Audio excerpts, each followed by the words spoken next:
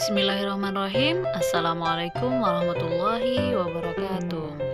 Alhamdulillah, bagaimana kabar anak-anakku hari ini? Semoga selalu diberi kesehatan ya. Amin amin ya robbal alamin. Alhamdulillah, kita bertemu lagi di dalam pelajaran bahasa Indonesia. Hari ini kita akan membahas tentang tema Idul Adha. Siapa di sini penasaran apakah Idul Adha itu sebenarnya, atau apakah hari raya Idul Adha itu? Ada yang tahu? Setelah ini Usada akan tampilkan bagaimana sejarah munculnya ada hari raya Idul Adha. Disimak baik-baik ya anak-anak. Nabi Ibrahim mempunyai dua istri. Istri pertama bernama Sarah dan istri kedua bernama Hajar. Sarah melahirkan seorang anak laki-laki yang dinamakan Ishak, dan Hajar melahirkan anak laki-laki juga yang bernama Ismail. Sarah merasa kurang senang hidup bersama Hajar. Berkali-kali ia meminta kepada suaminya agar Hajar dan anaknya dipindahkan ke tempat lain. Akan tetapi, Nabi Ibrahim tidak segera menurutinya. Barulah setelah menerima perintah dari Allah, Nabi Ibrahim mengajak Hajar dan Ismail pindah ke Mekah. Ismail yang masih menyusu pada waktu itu terpaksa harus mengikuti kedua orang tuanya menempuh perjalanan yang begitu jauh dan melelahkan. Hajar dan Ismail ditempatkan di daerah padang pasir yang tandus, sunyi, dan terik matahari yang menyengat kulit. Tak ada seorang pun di sana kecuali mereka berdua. Setelah beberapa tahun Nabi Ibrahim alaihissalam meninggalkan anak dan istrinya itu, ia pun merasa rindu. Beberapa kali ia mengirim utusan untuk melihat keadaan anak dan istrinya itu. Dan ketika utusannya mengatakan bahwa anak dan istrinya dalam keadaan yang baik-baik saja, Nabi Ibrahim pun merasa lega. Ternyata kehidupan istri dan anaknya itu diberi serba kecukupan oleh Allah Subhanahu wa Ta'ala. Hajar dan Ismail dianggap sebagai pemilik dan pemimpin di Mekah, karena mereka berdualah yang pertama kali menetap dan bertempat tinggal di sana.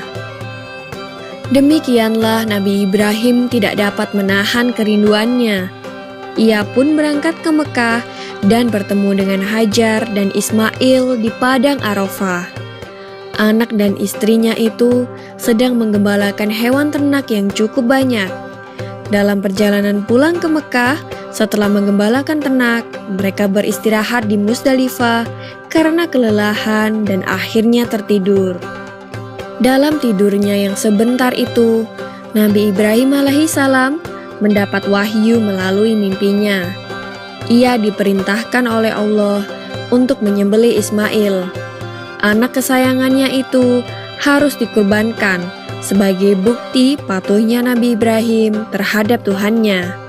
Seketika itu juga Nabi Ibrahim terkejut dan berdebar-debar. Tampak begitu beratnya ujian kali ini.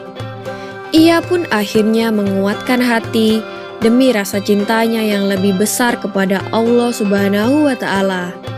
Ia juga pada akhirnya memberitahukan mimpi itu kepada Ismail. "Wahai anakku Ismail, dalam mimpi aku diperintahkan oleh Allah untuk menyerahkanmu sebagai kurban, dan aku harus menyembelihmu. Bagaimana pendapatmu, wahai anakku?" Kata Nabi Ibrahim. Ismail pun menjawab, "Wahai ayah, sekiranya itu perintah Allah, maka laksanakanlah apa yang telah diperintahkannya kepadamu. Aku akan tetap sabar dan ikhlas menerima cobaan ini." Dikisahkan iblis berusaha merintangi perintah Allah kepada Nabi Ibrahim. Berkali-kali iblis membujuk Nabi Ibrahim agar tidak melaksanakan perintah itu. Namun Nabi Ibrahim tetap melaksanakan perintah Allah, dan godaan iblis yang begitu dahsyatnya tak akan mampu meruntuhkan ketaatan Nabi Ibrahim kepada Allah. Nabi Ibrahim membawa Ismail ke atas bukit. Di sana, Ismail mengenakan kain penutup mata dan pedang tajam pun sudah dipersiapkan. Ketika pedang itu sudah berada di leher Ismail, tiba-tiba tubuh Ismail pun diganti dengan seekor kambing yang gemuk oleh malaikat Jibril. Dengan demikian, selamatlah Ismail dari penyembelihan. Allah Subhanahu wa Ta'ala berfirman kepada Nabi Ibrahim, "Hai Ibrahim, kau sudah melaksanakan perintahku dengan ikhlas. Sebagai gantinya, aku berikan binatang ternak untuk disembelih. Ini adalah cobaan besar bagimu."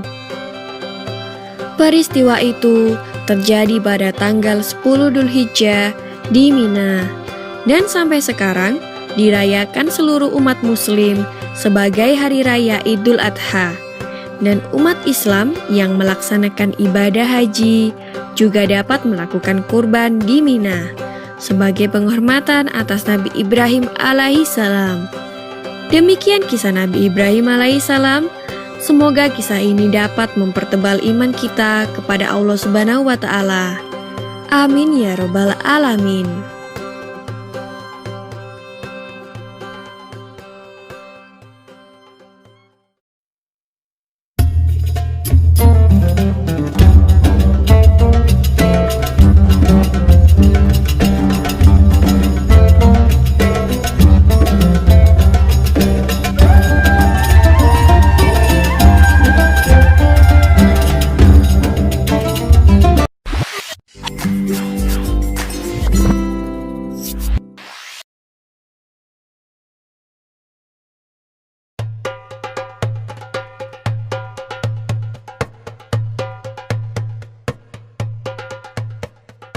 Nabi Ibrahim mempunyai 2 istri. Istri pertama bernama Sarah dan istri kedua bernama Hajar.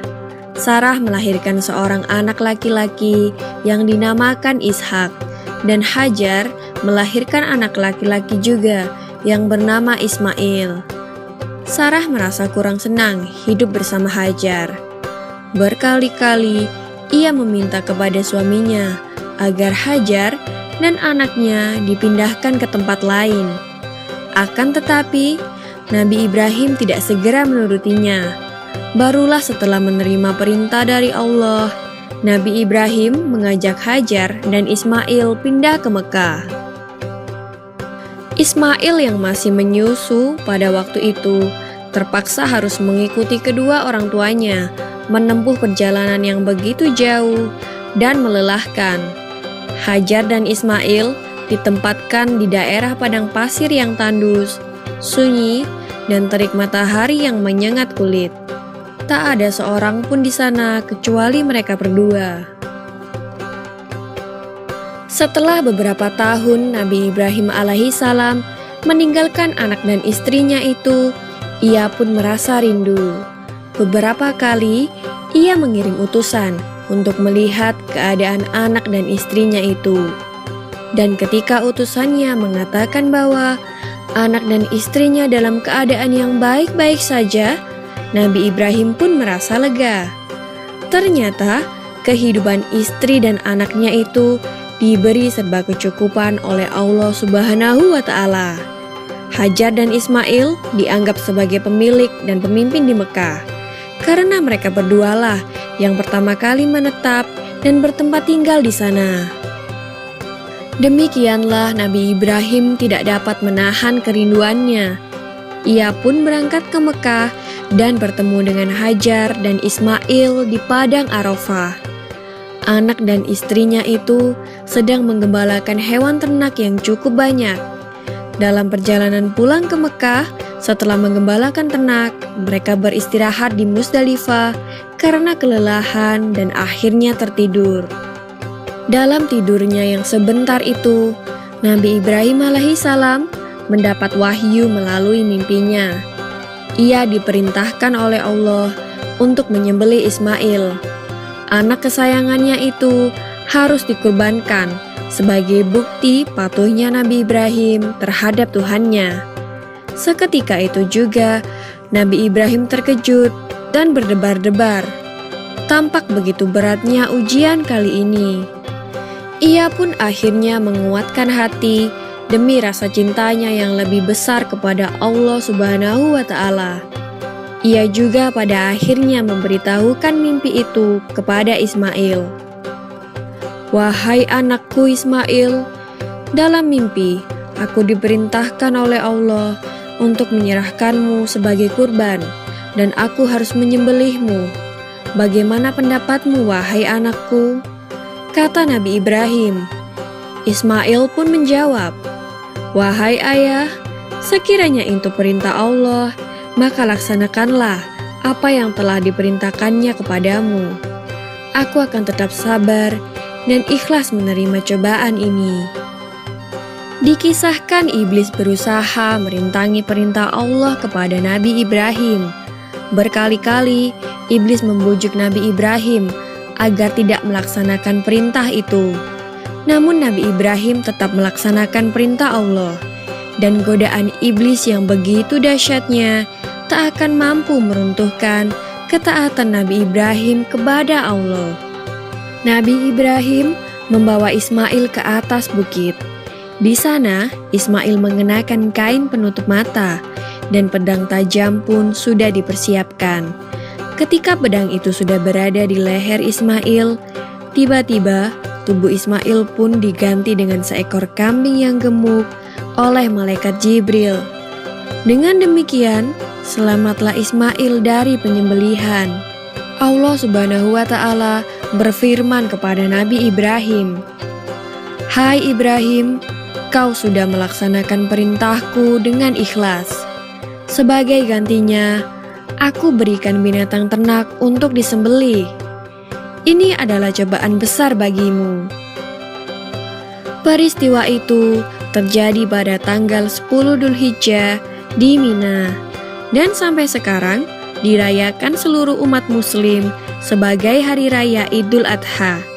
Dan umat Islam yang melaksanakan ibadah haji juga dapat melakukan kurban di Mina sebagai penghormatan atas Nabi Ibrahim alaihissalam. Demikian kisah Nabi Ibrahim alaihissalam. Semoga kisah ini dapat mempertebal iman kita kepada Allah Subhanahu wa Ta'ala. Amin ya Rabbal Alamin.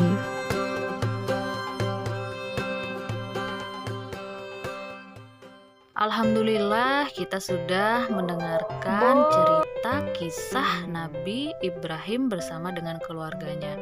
Bagus tidak cerita yang Ustazah tampilkan barusan? Semoga suka ya. Kemudian ada tugas nih dari Ustazah. Silahkan ceritakan kegiatan kalian sebelum dan sesudah menyambut Hari Raya Idul Adha besok. Bisa dikumpulkan minggu depan ya. Oke, kita akhiri dulu ya pertemuan kali ini. Semoga kalian senang. Sudah tutup dulu. Wassalamualaikum warahmatullahi wabarakatuh.